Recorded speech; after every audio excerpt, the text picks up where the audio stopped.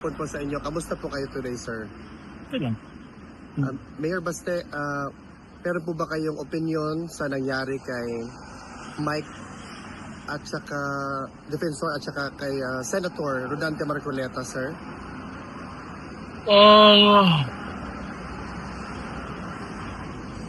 Isa lang ang masasabi ko, mahirap talaga intindihin ang kilos ng gobyerno kung bakit may mga taong nakukulong ngayon.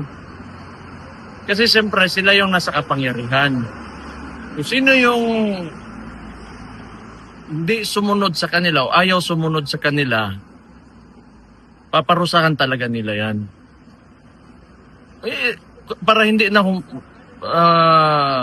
humaba yung usapan, it's because they're in power and those that oppose them, they will do everything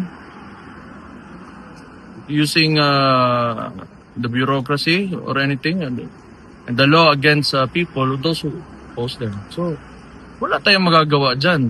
Meron ka talagang abusado na administrasyon.